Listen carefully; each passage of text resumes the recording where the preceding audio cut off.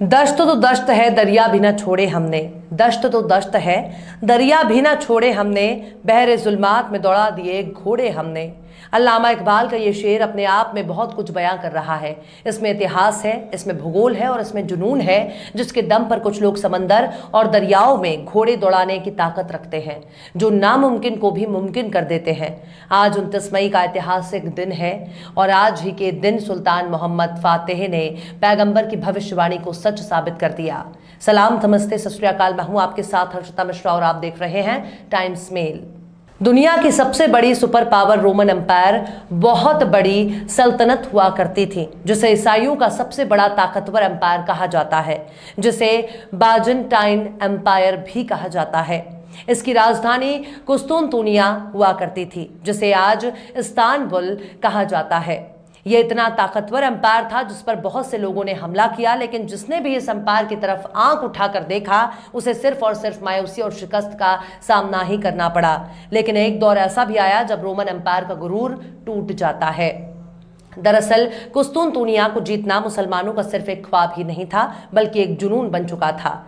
Islamic विद्वान इस शहर के बारे में पैगंबर की एक पैशन गोई का हवाला देते हुए दावा करते हैं कि जिस वक्त इस्लाम महज एक छोटे से शहर तक ही सीमित था, उसी वक्त पैगंबर इस्लाम ने कहा था कि एक दिन मुसलमान कुस्तुनतुनिया को फतह कर लेंगे, जिसके बाद मुस्लिम सेनापति यानी मिलिट्री जनरलों ने कई बार इस शहर को जीतने की कोशिश की, लेकिन जीत उनकी किस्मत में नहीं थी। ये शहर मुस्लिमों के लिए बस सपना ही बनकर रह गया था, क्योंकि इसी शहर को जीतने के बाद दुनिया की एक बड़ी सल्तनत खिलाफत उस्मानिया ने सुपर पावर का दर्जा हासिल कर लिया। बाद में उस्मानी खिलाफत का अंत प्रथम विश्व युद्ध में होता है। फिर उस्मानी सल्तनत एक इतिहास बन गया और इस शहर का मरकज केवल और केवल तुर्की ही बचा हुआ है। कुस्तुनतुनिया इसलिए भी खास है क्योंकि मुस्लिम कई सौ सालों तक इसको जीतने की कोशिश करते रहे, लेकिन सब के सब केवल खाली हाथ लौट गए। कोई भी सुल्तान रोमन एम्पायर का बाल भी बाका नहीं कर सका, या यूं समझ लीजिए कि इस शहर को जीत पाना ही नामुमकिन था। यह शहर एक ऐसी जगह पर आबाद था जिसके तीन तरफ समंदर थे तो वहीं एक तरफ जमीन, यानी इसका लोकेशन ही सबसे बड़ी ताकत हुआ करती थी। इसलिए इस शहर को जीतना मुसलमानों के लिए बिल्कुल ही नामुमकिन था। इसके बावजूद भी मुस्लिम समुदाय इस पर कायम रहा कि जब पैगंबर ने कहा कि यह शहर फतेह होगी, तो उसकी जबान से निकाला हुआ कोई भी अल्फाज कभी भी खाली नहीं जा सकता। चाहे भले ही दुनिया इधर की उधर हो जाए, लेकिन पैगंबर का कौल हर हाल में सच होकर ही रहेगा। आखिरकार दुनिया की तारीख ने अपनी आंखों से उस दौर को भी देखा जब इस शहर के किले पर उस्मानी तुर्कों ने अपना परचम लहरा दिया। मुसलमानों ने महज एक शहर ही नहीं जीता, बल्कि सैकड़ों साल पहले की पैशन गोई को पूरा किया। लेकिन जो सबसे खास बात थी वो ये थी कि मुसलमानों ने ईसाई बहुल रोमन एम्पायर के दिलों पर राज किया, यानी शहर जीतने के साथ साथ तुर्कों ने ईसाइयों का दिल भी जीत लिया। उस सुल्तान का नाम है सुल्तान महमद। महमद एक तुर्किश शब्द है जिसे मोहम्मद भी कहते हैं। सबसे कम उम्र में इस शहर को जीतने वाले सुल्तान महमद को सुल्तान मोहम्मद फातेह के नाम से जाना गया। आखिर कैसे मुस्लिमों ने जीता रोमन एम्पायर का किला?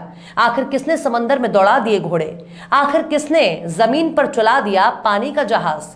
आखिर कैसे चूर चूर हो गया रोमन एम्पायर का गुरूर? आखिर कैसे सच साबित हुई पैगंबर की पैशन गोई? आखिर कैसे सुल्तान मोहम्मद फातेह ने जीत लिया ईसाइयों का दिल? बताएंगे आपको और भी बहुत कुछ, लेकिन आप अगर हमारे चैनल पर नए हैं और पहली बार हमारी वीडियो को देख रहे हैं तो आप हमारे चैनल टाइम्स मेल को सब्सक्राइब कर लें, वीडियो को लाइक कर दें और बेल आइकन का नोटिफिकेशन बटन भी प्रेस कर दें, ताकि बिना देरी हमारी हर खबर आपको मिलती रहे। लौटते हैं अब खबर की तरफ। कुस्तुनतुनिया को किसी जमाने में सहाबा हजरत अय्यूब अंसारी से लेकर खलीफा हारून रशीद और सुल्तान अल्प अरसलान जैसे बड़े और ताकतवर मिलिट्री कमांडरों ने जीतने की कोशिश की, लेकिन कोई भी इस शहर को नहीं जीत सका। तुर्कों के सल्जूक एम्पायर के सुल्तान अल्प अरसलान ने रोमन एम्पायर के सुल्तान को बहुत बुरी तरह शिकस्त दी, लेकिन इस शहर को फतह नहीं किया। इसके बाद उस्मानी तुर्कों ने भी कई दशकों तक इस शहर को जीतने के लिए लड़ते रहे, लेकिन ये कामयाबी बहुत बाद में मिली। दरअसल तुर्कों का एक खाना बदोश के कबीला हुआ करता था जिसे काई कबीला कहते हैं। काई कबीले के सरदार सुलेमान शाह के बेटे अर्तुगरुल की औलादों ने ही उस्मानी सल्तनत की नींव रखी थी। उस्मान गाजी ने आगे चलकर खिलाफत उस्मानिया का वजूद कायम किया। उस्मान की नस्ल में आगे चलकर सुल्तान मुराद सानी हुए, जिनके घर ही एक बेटे का जन्म हुआ जिसका नाम महमद रखा जाता है। सुल्तान मुराद की पूरी जिंदगी ही जंग में गुजर गई, लेकिन वो कभी भी कुस्तुनतुनिया को जीत नहीं सके। उनकी मौत के बाद उनके 21 साल के बेटे महमद को सुल्तान बनाया गया, लेकिन उस वक्त रोमन एम्पायर के सुल्तान ने उस्मानी सुल्तान यानी सुल्तान महमद के खिलाफ साजिशें रचनी शुरू कर दी। फिर भी सुल्तान महमद ने तमाम साजिशों को कुचल दिया। इसके बाद सुल्तान महमद ने कुस्तुनतुनिया को हासिल करने के लिए एक बड़ी फौज तैयार की। सुल्तान महमद ने 3 तरफ पानी से घिरे इस शहर पर हमला करने के लिए नेवल आर्मी का सबसे मजबूत बनाने पर जोर देता है। सुल्तान महमद पिछली तमाम जंगों से नसीहत लेते हुए ये समझ चुके थे कि इस किले की दीवार को पार पाना कितना मुश्किल है। सुल्तान ने किले की दीवार को तोड़ने के लिए उन जगहों की निशानदेही शुरू की जहां हमला करने से दीवार टूट सकती है। इसलिए उन्होंने हंगरी से एक ईसाई सैनिक को बुलाया जो तोप बनाने में दुनिया का सबसे माहिर शख्स हुआ करता था, जिनकी मदद से सुल्तान महमद ने इस जंग में दुनिया की सबसे बड़ी तोप बनाई, जो इस शहर को हासिल करने की राह को आसान बना देता है। लेकिन उससे पहले सुल्तान महमद ने 6 अप्रैल 1453 ईस्वी में किले पर हमला कर दिया। कई हफ्तों तक केवल उस्मानी सैनिकों की मौत होती रही, लेकिन सुल्तान महमद को कोई कामयाबी नहीं मिली। अब उनकी सेना भी हताश हो चुकी थी। सुल्तान महमद के इस जंग के लिए बनाई जा रही तोप कई हिस्सों से टूट गई थी, जिसे बनाने में बहुत वक्त लग रहा था। हताश होकर सुल्तान महमद खुद को अपने खेमे में कैद कर लेते हैं। वो उस वक्त इस हालत में भी नहीं थे कि वो अपने सैनिक को अपनी शक्ल भी दिखा सके, लेकिन उनके मिलिट्री कमांडो ने सुल्तान महमद को मायूसी के अंधेरे से निकालने के लिए उनके आध्यात्मिक गुरु यानी पीरो मुर्शिद को बुलाया, जिन्होंने आकर सुल्तान महमद की रहनुमाई की और उन्हें 700 साल पहले हजरत अय्यूब अंसारी की कब्र पर ले गए। जिसके बाद सुल्तान महमद ने मैदान जंग में लाचार पड़ी अपनी फौज को फिर से उठाया और खड़ा किया। इस दौरान दुनिया की सबसे बड़ी तोप भी बनकर तैयार हो चुकी थी। आखिरकार वो ऐतिहासिक दिन भी आ गया जब दुनिया ने एक ऐसी युद्ध रणनीति यानी जंगी हिकमते अमली को देखा जिसे देखकर पूरा यूरोप आज भी दांतों तले उंगलियां दबा लेता है। किले का घेराव करने के बाद सुल्तान ने समुद्री जहाजों को खींचकर जमीन पर ला दिया, क्योंकि शहर के अंदर जाने वाले पानी के रास्ते पर एक बड़ी जंजीर थी, जिसकी वजह से उस्मानी नेवी शहर के करीब नहीं पहुंच पा रही थी। जिसके बाद उस्मानियों के जहाजों को जमीन के रास्ते शहर के नजदीक समंदर में उतार दिया जाता है और इसके लिए बाकायदा उस्मानी फौजों ने जमीन पर रास्ता बनाया है और पेड़ों के बड़े तनों पर चर्बी का इस्तेमाल किया और उन पर जहाजों को चढ़ा दिया गया। हवा का रुख देखते हुए जहाजों के पर्दे भी खोल दिए गए और रात में ही उस्मानी आर्मी शहर के नजदीक पहुंच गई।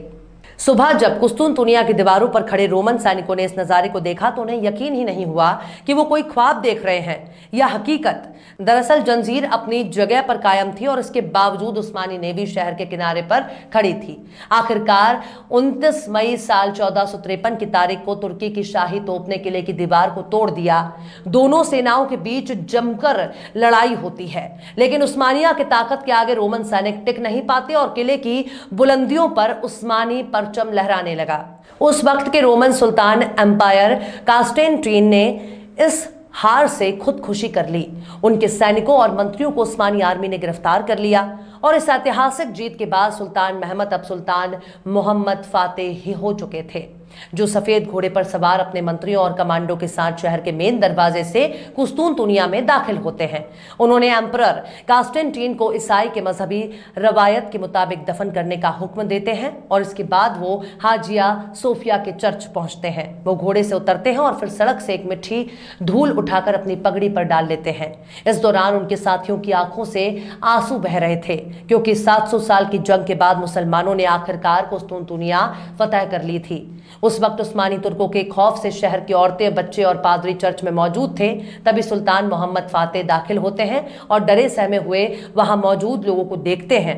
वहां मौजूद ईसाइयों की एक छोटी सी बच्ची को अपनी गोद में उठाते हैं और ईसाइयों को एक ऐतिहासिक खिताब करते हैं। सुल्तान फातेह कहते हैं कि आप सबको डरने की कोई जरूरत नहीं है। आज के बाद आपकी इज्जत, आबरू, जानो माल और आपके मान सम्मान की जिम्मेदारी सुल्तान महमद की होगी। सुल्तान मोहम्मद फातेह ने कहा कि आपकी किसी भी मजहबी आजादी में दिक्कत नहीं आएगी। आप जैसा पहले आजाद थे वैसे ही अब भी आजाद हैं। किसी भी शख्स को हमसे डरने की कोई जरूरत नहीं। इसके बाद उस्मानी हुकूमत में ईसाई अधिकारी काफी रसूखदार पदों पर रखे जाने लगे। उनके साथ मुस्लिम और ईसाई वाली भावना नहीं थी।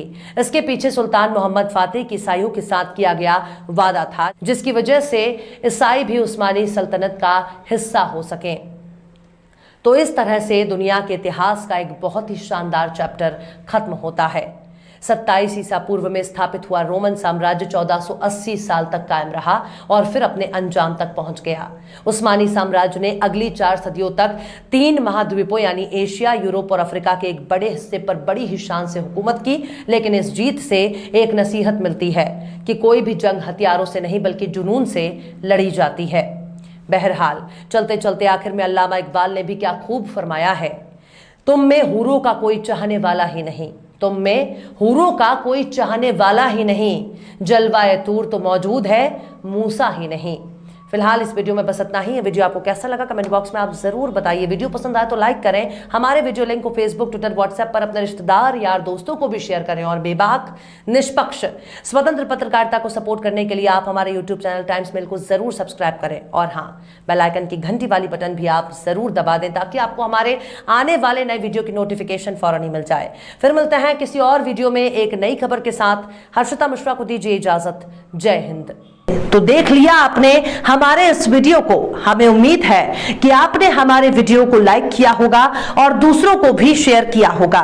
अगर अभी तक आपने हमारे चैनल टाइम्स मेल को सब्सक्राइब नहीं किया है तो जल्दी से सब्सक्राइब कर दें और बेल आइकन भी प्रेस कर दें।